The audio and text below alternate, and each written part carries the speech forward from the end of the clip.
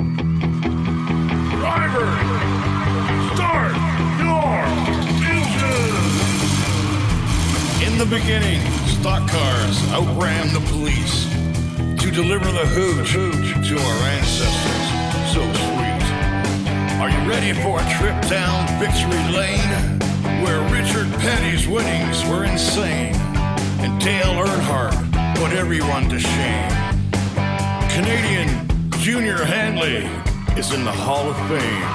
Live from Haldeman County, it's time for the Driver in Deep podcast. Are you ready?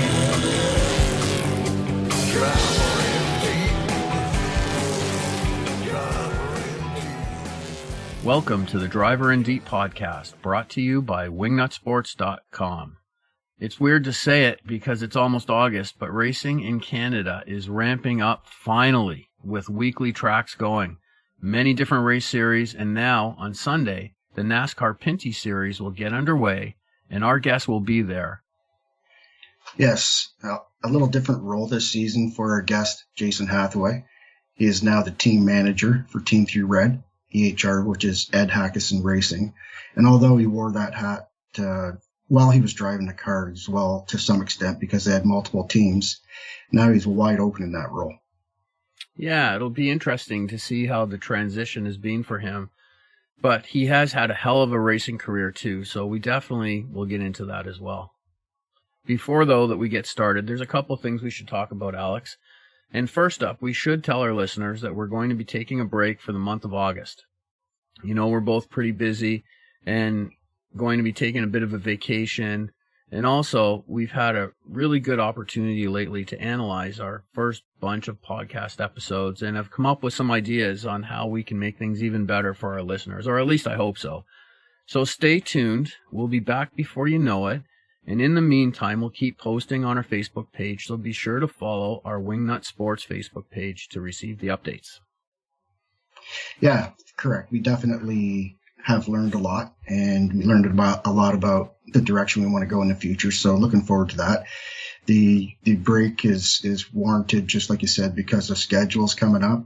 But before we do head off, I just want to give a shout out again to Brad Halton and his partner from drivercal.com. Mm-hmm. You can follow them on Facebook or check their website. And we didn't talk a whole lot about them last episode, but Brad and his group have developed, and they're in the fairly early stages, a motorsports event calendar that people that host events can go on there, input their own events with ticket links, the whole 9 yards. It's going to be an incredible site.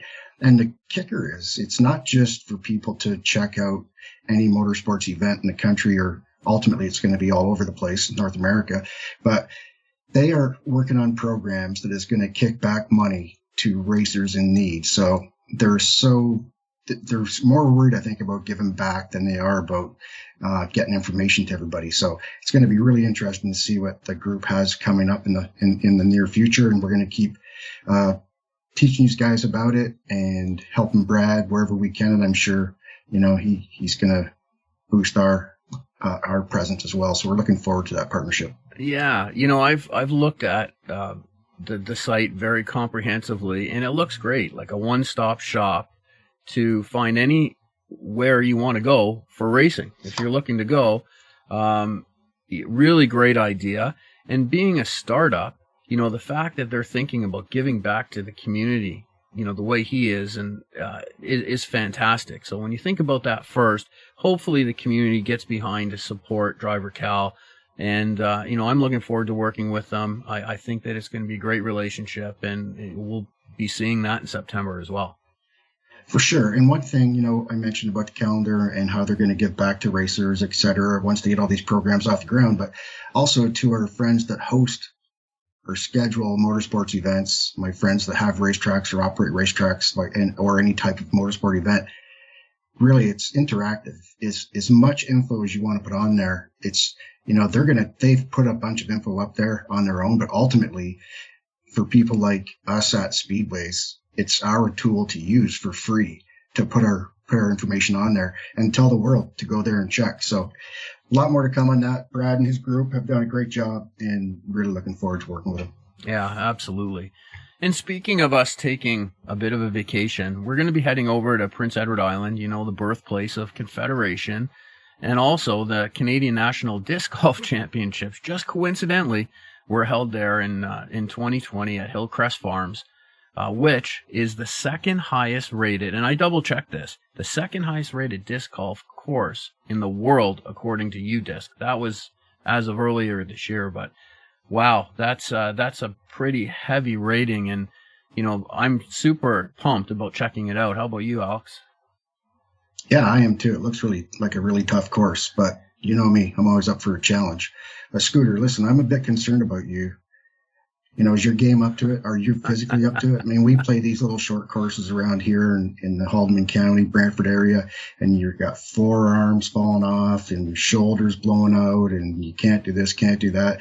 You self-proclaimed taking a week off because you have to, this is the sport you've chosen because you're so tired of getting injured in all your really high impact sports that you've played before, like sailing and stuff. So I'm concerned that you're going to, drive to PEI and try to throw 5, 6, 7, 800 feet. Well, 5, 6, 700 feet. I don't think you're going to see that ever at this point in my career, my disc golf career. As far as injuries are concerned, yeah, I have a little bit of a forearm injury. I think it's a bit of a nerve. So, on that one side, that makes it tough. However, I can still throw a backhand, and I'm learning how to throw my backhand better. And, when you're forced to do it, it's coming along pretty good. So, yeah, you don't have to worry about me quitting disc golf, but, I am concerned. I'm concerned. You mean like me quitting drinking whiskey? Is that what you're comparing it to? It's just like disc golf, Scooter. You're a lightweight. 2 drinks and you're ready to go to the house. Yeah, well, you know what? On the weekend, I should have known better. And I can't blame anyone but myself. I could have poured those whiskeys myself, but instead I let your brother Jim do it again. And I wasn't the only one stumbling out of there, by the way. Let's just say, though, that I'm going to be sticking to my light beer in the future. Hang on. Kevin. Yeah, Kevin will be proud of you. Do you want to talk about the tequila tasting we went to on Monday? Oh, God. I'd rather not. Why? You don't like tequila? You know what? It's not even that. I like to drink whiskey, not sip it, not smell it, not hold it out of arm's length and then smell it again and stretch my arm. And I don't know, all the different stuff they make, I see all you guys and girls take, participating and look like a bit of an aerobic exercise rather than a tasting. I mean, I enjoyed the tequila. Actually, it was high quality, and I'm not a big tequila guy, but I did enjoy it. It was a fun night out. But yeah, all the little side deals that I should have videoed all you folks because you look so stupid. Like, just drink it. Well, that's the whole part of learning how to do it. Now, what if it was whiskey? Would you have minded, doing it that way to try to learn more about whiskey? What am I going to learn? I'm not going to learn anything by smelling it 3 times before I drink it. So no. You know what? Not doing all that crap. What is it? You can lead a horse to the trough, but you can't make him drink. I guess that's the case here. But what about the food pairings, though? The food. Let's not get started about pairings with tequila. I mean, pairings. What's pairing? The food was good. I really enjoyed it, but I don't need to pair it with anything. What did you like the most? Probably the chicken lolly or and I forget the name of the tacos, but they had a lettuce wrap taco. Yeah. That was really good. Yeah, that was pretty good. I agree with you. The chicken lolly was amazing. And by the way, this was at Pub Fiction, great place in Ancaster, Ontario. If you ever get a chance to go by, they really worked hard to put on a good event. They did for sure. So anyway, one last thing before we get Jason on the horn here. Sandy, your wife, called me out about my comment about her kissing her boss's butt on last week's episode. Did you hear about that too? Yeah, I think I heard her calling you out. Yeah, she very clearly let me know that it wasn't true and that she doesn't kiss anyone's butt ever. And, maybe next time I'll use another choice of words. Do you have any thoughts about that? I'd stay away from that if I was you, and I'm smart enough to stay away myself.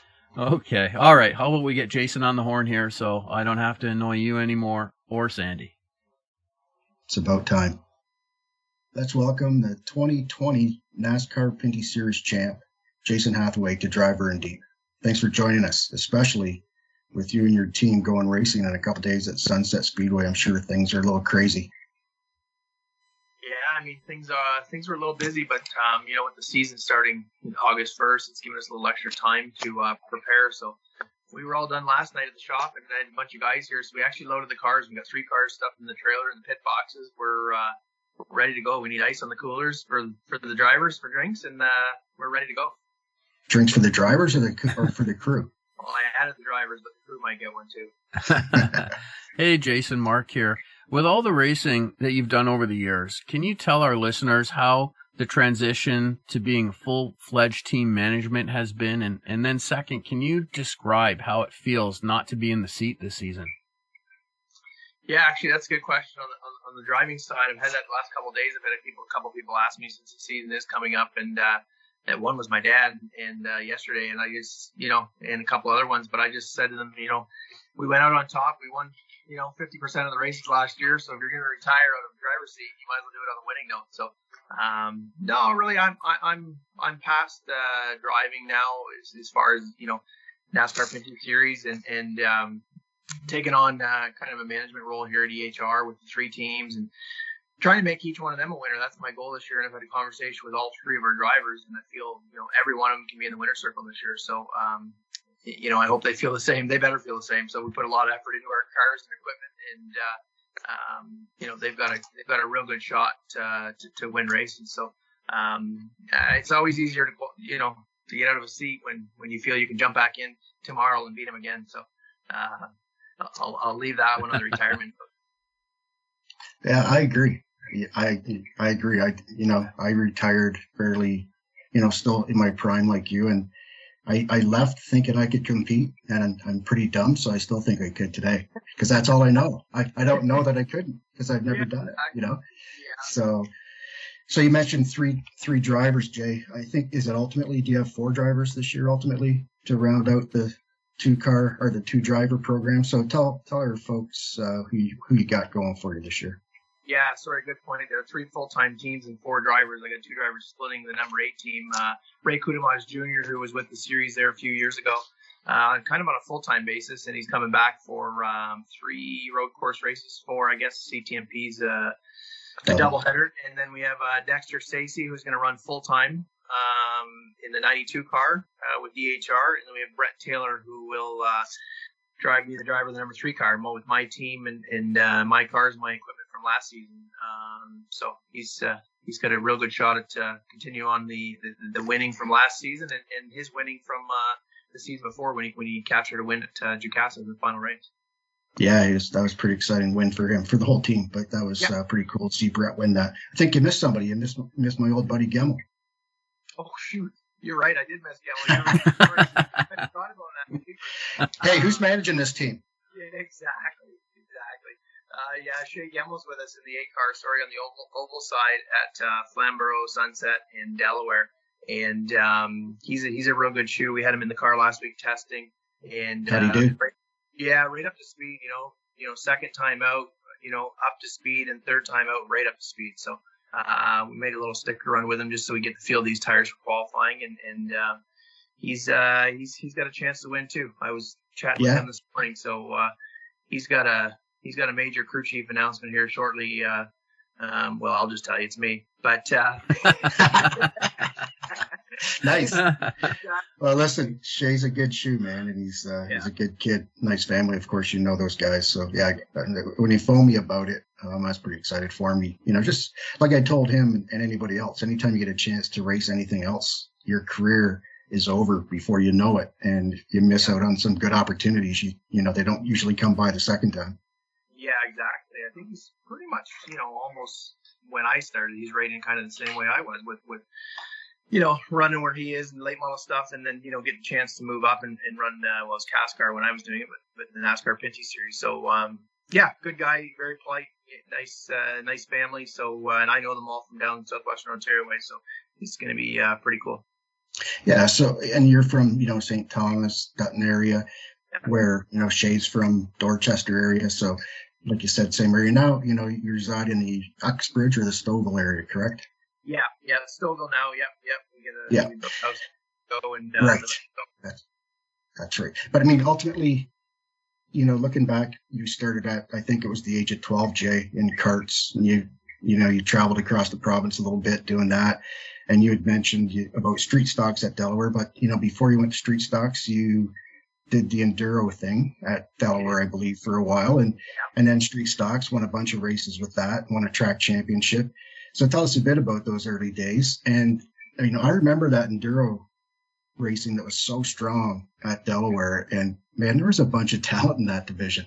Yeah, there was a lot of guys came out of that division and moved on and went Yeah. to stock and modifieds, and some even up into NASCAR back in the day. But my first Enduro race there at Delaware, I was 16 years old. They had 189 cars on the track. They were lined right up from the start finish line all the way to turn 2. So I don't know what my dad was thinking signing me up for that, but I'm glad he did.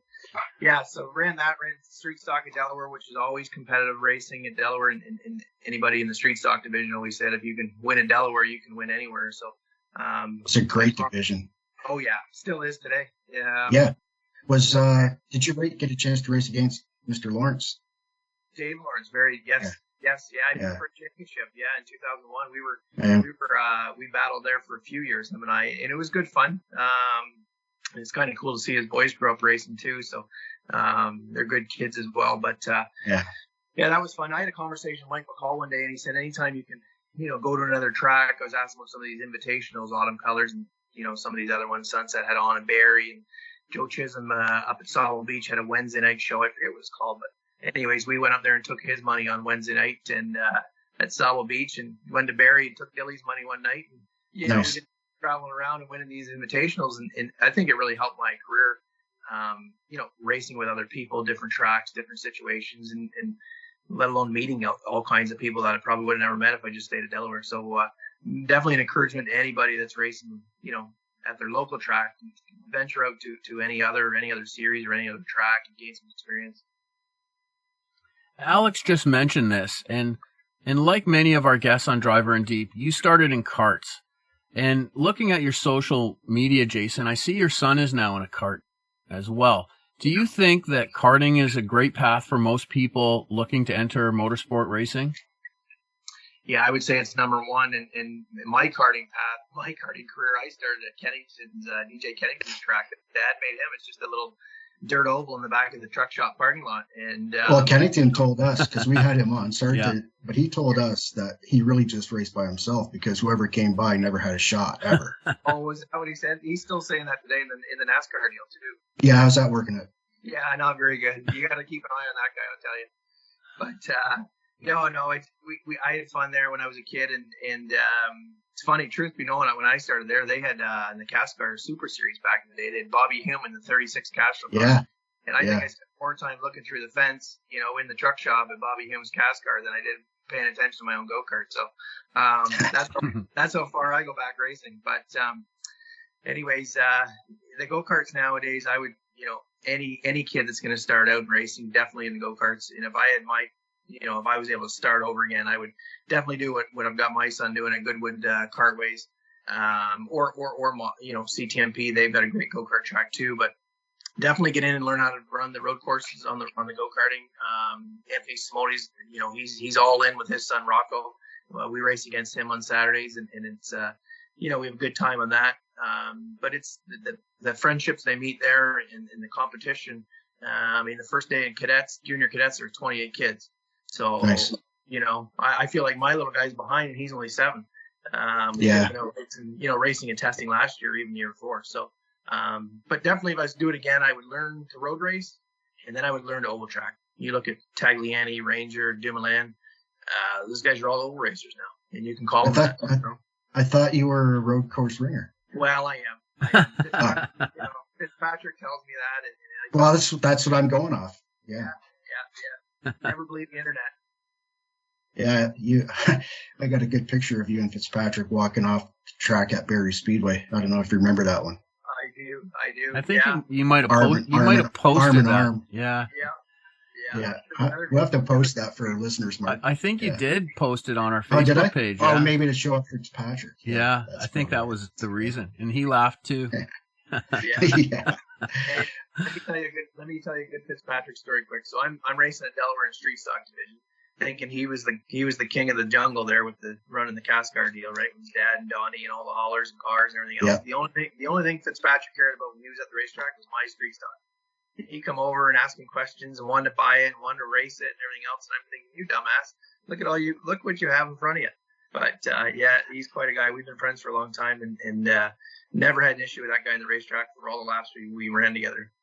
And he ended up getting a street stock, didn't he? And he raced it for a while. Had somebody else race it for a while too. That was pretty cool. He did. Yeah, he loved it. So he may get another one before he's done. You never know. I wouldn't be surprised. He'll probably drive one for sure if it ain't his. Speaking of street stocks, you dabbled a bit in 04, I think, with NASCAR in the series for your first time. Did you do anything else besides street stock, between street stocks and NASCAR Super Series? Well, I did that NASCAR Sportsman Series. Remember that? They had okay. Yeah. So I actually had it was a good series too between Ottawa, Delaware. Good car counts too. But so what I did is I took my sportsman car from Delaware, my CarQuest, my Friday night car, I guess you call it, and went and ran the Super Series race in Delaware and Cayuga. I just put the 4-barrel carburetor on it, and then I was running fourth or fifth with about 10 to go with my first race in Delaware with the sportsman car, and I forget somebody, maybe Pete Vanderhorst got into me there a wee bit. I think we ended up 7th or something like that. But I was shocked that we were able to keep up. In the sportsman car, but I guess just tire wear and stuff, once we got going, that it allowed that smaller motor to keep up with the Super Series cars. So it was pretty neat the way they did that last year. They actually had a real feeder series into the next level. Yeah, and I had those discussions with Richard Buck and then Brandon Thompson, a few different people, that missing link with the NASCAR Pinty series, and that was it. But, kind of went by the wayside, but that's a whole other story. But speaking of Vanderwest and street stocks, he's got a super stock now, eh? Yeah, that's funny. Yeah, I shot it. Finished third on Friday. Hey, did you? Yeah. Yeah. He's having a blast. Full circle, eh? Life goes full circle. I think there's a shot for me yet. Yeah, exactly. Yeah. Jason, you won the NASCAR Rookie of the Year in 2006, and then NASCAR took over, of course. And then starting in 2007, which has then become the NASCAR Pinty Series, you've won 14 times, in addition to an incredible 91 podiums. Then in 2016, you retired from the series, but you returned in 2019, and you went on to win the championship in 2020. And now you've retired again. Is this the final time? I have to ask. Yeah, no doubt. Yeah, people are always asking me and betting me that I'll come back, but no, that's it for me. It's I could still get in and run, and no issues that way. I actually have I was supposed to have back surgery in March, and with the pandemic and everything, it kind of put it off, and so that was kind of a little bit of my deciding factor, in kind of my health wise, but. Truth be known, my back's in better shape this year than it was last year. So all that rest. Maybe you're going to be like Mario Lemieux. Yeah, exactly. Come, another 5 years, we'll see you in the seat again. Yeah, no, I've got one race, that I'm hoping to get to this year or maybe next year. But there's one trophy that's missing from my shop. It's the IWK 250. That would kind of solidify in my mind a career. So I was lucky enough to win at Jukasa there with Alex and take some of his money as well there on the opening. Well, that was the last time you retired. Yeah, exactly. Right. Yeah, I needed that money to keep going. Well, you might want to try disc golf because that's what Alex has moved on to these days. Yeah. No, hey, disc golf. I grew up in St. Thomas. They had a beautiful course there. I don't know if it's still there or not, but I played a few times in disc golf. I had a buddy of mine that was really into it. It's fun. Yeah, actually, I like it better than normal golf. Yeah, me too. Yeah. It's cheap. Yeah, exactly. Speaking of 17, you won our inaugural event here. Twin 75s, won both, took the bonus money home, you bugger. But hey, good for you.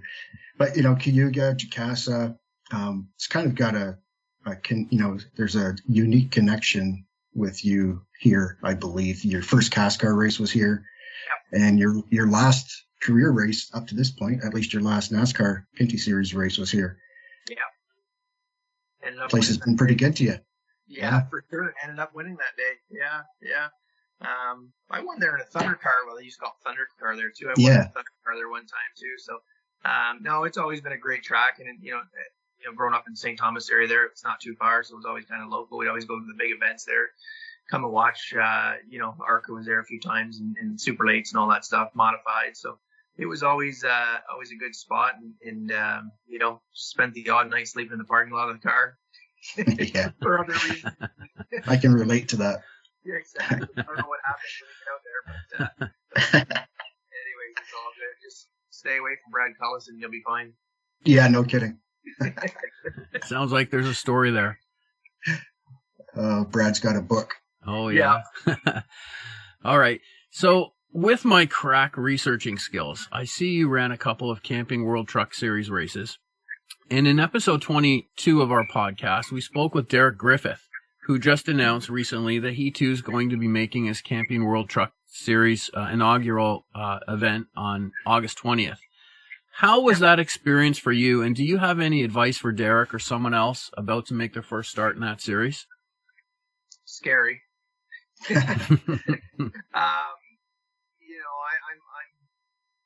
didn't really know what to look forward to, truthfully. I leaned on JR a bit. I leaned on Kennington a bit for experience. The CTMP. So I felt. Were they both there, Jay? No, JR wasn't. DJ No. Were both your starts that CTMP? Sorry. Oh, one of my starts was at CTMP and the other one was at Phoenix. Oh, right. Yeah. Yeah, we've got a house down there, so we thought it'd be a good idea to rent a truck and race. I don't know how that came about, but anyways. It's a stepping stone from our cars to that. It's a big difference, but bottom line, it's the same thing. You're in control. Different tires. Heavier truck, more horsepower. But I felt comfortable at CTMP because of the amount of laps I had around there. So my plan was to, slow and steady wins the race and kind of just ease into it. Don't try to be a hero on practice day or qualifying or whatever, and just get in the show. So I did double duty that day. I did the NASCAR Pinty Series race and then did the truck race. So I was in a little better shape back then, so I could do stuff like that. But it's a fun piece to drive. We almost bought one, actually. We looked at buying one so we could run it every year at CTMP, but the pandemic, I'm glad we never did. Yeah. But Phoenix was fun. I've been to the track a lot as far as a fan and watching. And again, DJ Kennington was there. He was running the Cup Series car for Jay Robinson, and I was there running a truck for Jay Robinson. So I ended up finishing 11th in the truck race, and he ended up finishing 24th, I think, in the Cup race. And that was Jay Robinson's two best finishes company wide. So a pair of cowboys from St. Thomas, they used to race in a go-kart in a truck shop parking lot, end up in Phoenix, giving a NASCAR team owner his best finishes. So pretty cool story. And my family was there and everything else. And we thought we died one to heaven. We got to pull in the middle of the pits, and the kids got to get out and walk over to the truck garage and over to the Cup garage and where we wanted to go. So it was cool. That's awesome. Well, yeah, and it's awesome. You've had, like I said to you earlier in the podcast here, that when people get a chance to race some different things, it's a great opportunity and something to look back on. And I know I'm glad I took some opportunities. You talked about double duty, and I can remember here one time I raced the big rig for Randy Slack, 200 laps, and hopped in the cast car for 300. Yeah. Like you probably couldn't do that today, but it was fun as hell, I'll tell you that. Exactly. Yeah. But, at the time, it was great shit. Yeah, exactly. Before we wrap up here, I have to bring this up because me and you always have great discussions regarding the industry, the motorsports industry, and some maybe were less heated than others because maybe we didn't always agree when I was the director at NASCAR. But I think for the most part, I was always respectful, and our friendship and our respect for each other is carried on. We've had phone discussions and face-to-face discussions all the time, or quite often, you and me, because I think we both feel the same way about a bunch of different things. But having said that, I always value your opinions and understanding that, if we aren't careful, this could be the longest podcast ever. But Having said, yeah, exactly. Yeah, no, yeah. We know. I think we both know where to leave certain things, but as a whole, where do you see short track racing right now? And if there was two things we as an industry need to do better, what do you think that would be? Or differently, better or differently? Yeah. So, and I guess more geared towards asphalt because that's what we both know. Yeah, no, for sure. So, I guess just stepping out of the driver's seat from my side, I've always, and Alex, when you're the director, I was always calling you. We were always talking and working out things and trying to come up with better ideas to help everyone, just me. And when I usually talk to any of the directors or almost anyone in the industry, it's never focused around me or my team. I mean, we're just one part of it makes the whole circus go around. So, I think, racing, actually asphalt racing in I'm going to say Canada. I was just out in Nova Scotia on the weekend at Riverside and enjoyed watching their late model program run the second week. And they had 20 cars. They had 8 cars the first night. It was last minute, kind of get the season going because of the pandemic. But they had 20 to 21 on the weekend there at Riverside. So, and they're planning on having probably more like 25 in the next race once some of the guys get back. There wasn't really much heads up with the pandemic. So the last 2 years have been hard to judge any series or racing, and we all know why. So I think everyone's done a good job as far as, teams, tracks, working together, trying to get through this whole pandemic thing. And the only thing that I see, and I'm probably going to lean more towards the NASCAR side because it's what I know the best, which we've done recently, sent some emails out, and the live streaming's back this year. We've got a schedule. Yeah, I saw that. Yeah, so that's great. It's much needed for several years. The series, most of the series, it's really the drivers and teams that drive the series. And I'm only going to explain that by looking at some of the equipment, the haulers, the team owners. They're putting, we know the team owners are putting a lot of money of their own into these programs as well as corporate sponsors. I'm not sure there's a corporate sponsor involved in any racing in Canada that pays full value right now to cover a whole program. So you really got to lean on the owners and you really got to keep the owners happy. It's not the drivers. The driver, you always hear the drivers, their input for sure, and it's valuable. But you really got to keep the owners happy. So if the owners aren't happy, you don't have race teams. You don't have 3 race teams or 4 race teams, or 1 race team. So that's one thing from the industry side that we need to, on the series side, tracks, and everything else. It's really the team owners that drive it. So and just to interrupt, sorry, Jay, but you're right. And with the NASCAR Pinty series, for example, and to a certain extent in the APC series, there's a lot of owners. Yeah. And as you dwindle down, it's all still relevant because it becomes, the driver's the owner. But having, whatever the important person is on the team. I mean, everybody's important, but the driver, owner, or just the owner, as you move up the ladder, I tell anybody, that works for me or with me or people I work with all the time, exactly what you said. You have to focus. There are customers, from this side of the fence, there are customers, and it's super, super important to make sure that they have the best day they can. Yeah, no different from a series, any series. The teams are the customers. When you don't have the customer, you don't have a series. It's just like selling a car. You don't have a customer, you don't sell a car. So that's one thing. And then the other side from most series, and I'm just going to give one little shout out to Trevor Siebert and his gang out west. I mean, they did a fabulous job with that RS1 series. It's a race, it's a race series, I would call it. It's kind of at Area 27 and then Penticton on the ovals, and I wouldn't call it club racing, but I would call it, race series. It's got some strength, and it's only a couple of years old. It's beautiful, beautiful spot in Canada to go. But they put something together there that they were lacking because, NASCAR wasn't really out there. Where NASCAR wasn't, right. Our Pinty series wasn't in British Columbia anymore. So they had equipment, but nowhere to race. So they started that program, and they've done a great job out there. So back to your feeder series where CASCAR had an Eastern series, Western series, and a national championship, and a CarQuest series, which was sportsman that has that, and that was your grassroots level. You had some new people coming in, no different than hockey. You've got your Canadian Hockey League, your AHL, your NHL, right? So it's a stepping stone. So that's really the stepping stone that we're missing in all of racing, I would say. And Mark, you mentioned earlier about go-karts. I mean, I've got calls, this spring, from go-kart racers that were looking to move up. But when you start talking dollars and what it costs to run at our level, the NASCAR deal, they just don't have it right now.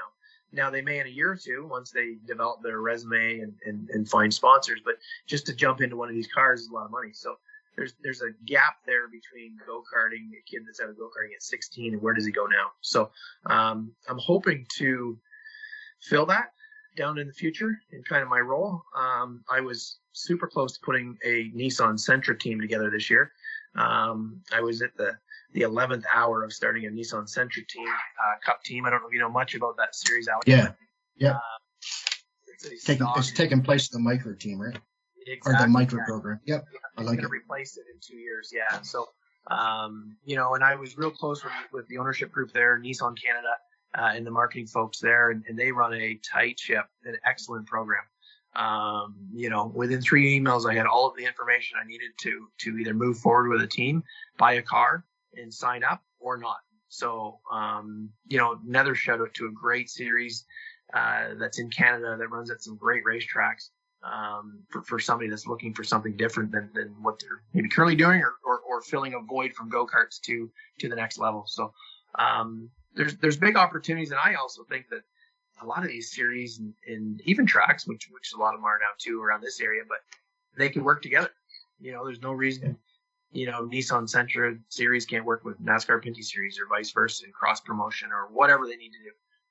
I'm sure there's somehow that somebody could work together. APC, NASCAR Pinty series. I think we're kind of blending that in together with a little bit of some same track, a couple different drivers going up or a couple different drivers going the other way. So there's good synergies. And your big event that you've had, Alex, at Jukasa there, that's always bringing in lots of cars and people from the U.S. and really opening the eyes for different guys along the way to just see, how competitive it is in Canada and kind of show off their talents about, with some of the best late model racers around. So.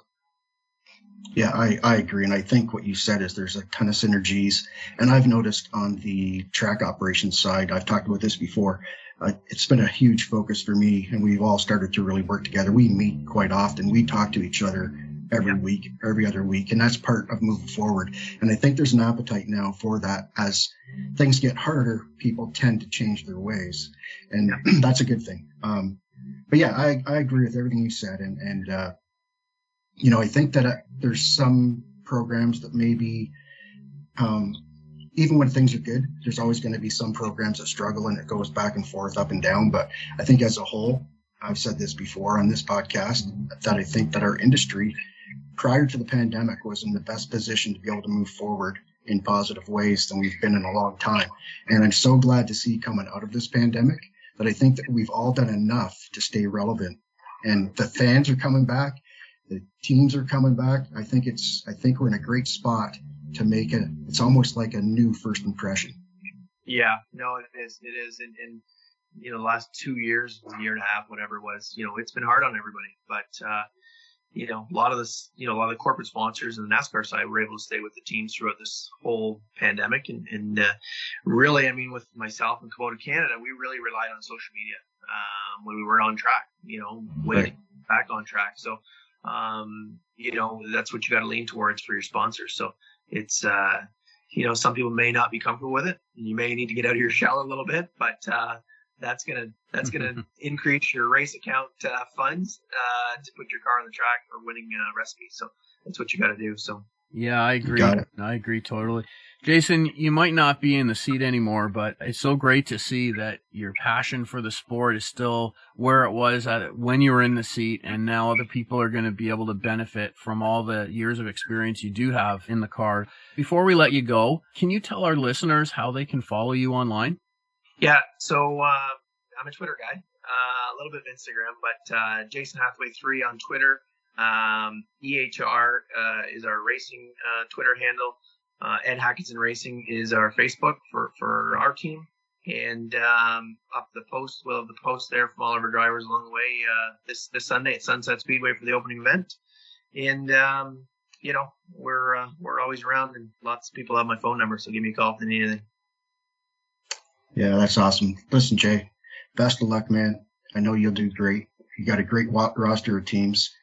Hopefully I can get there Sunday and see you guys and support however I can. And say hi to Ed and Jamie and everybody for us, and look forward to watching it this summer. All right. Awesome, guys. Yeah. Thanks for having me. Best of luck. Hello. Okay. Thanks, Mark. Well, there he goes, Jason Hathaway. I know he'll have a great season. I'm pretty sure that team's been really strong for a long time. Jason, behind the wheel was a great plus, but with Brett and Shay and Ray and Dexter, he's got a great roster of teams. So I think he's going to do great in his new role. He's organized, as you know. He's professional. You've heard that in his voice, and he knows what drivers and sponsors need to be successful. So that's a key ingredient, in my opinion. Yeah, maybe a little too professional, because I was hoping to get more dirt on you, but of course it didn't happen. I think he again. forgot. Yeah, I think he forgot. Maybe I should have prompted him again. But I know I'm really looking forward to see how the season goes for Team 3 Red as well. And for our listeners, as always, please visit Facebook and search for Wingnut Sports and join our page. And also, we're at Wingnut Sports on both Instagram and Twitter. And don't forget to visit our website at wingnutsports.com, and be sure to check out our show notes for more information. And that's also where we're going to have all of Jason and our own social media information. And please don't forget to like and follow us. Absolutely. And listen, I know, we're going to have a bit of a break here, Mark, like we mentioned earlier at the start of the show. Want to remind everybody to go check out drivercal.com and see what Brad and his team's got cooking. And I know I can speak on your behalf here, but we really appreciate everybody listening. Driver in Deep continues to grow very strongly, and it's thanks to you all for listening. So this has been the Driver in Deep podcast with your hosts, Mark and Alex. Thanks for listening. We couldn't do it without you. Well, we're wide open sideways. All right, you're clear. Talk is cheap. You're clear on this. We got the foot to the floor. There's only driver in deep. Gonna be on the inside of you. All right, you're clear. Got a slow boat coming up on your inside. All right, you're clear. You're clear on this. Gonna be on the inside of you. All right, you're clear.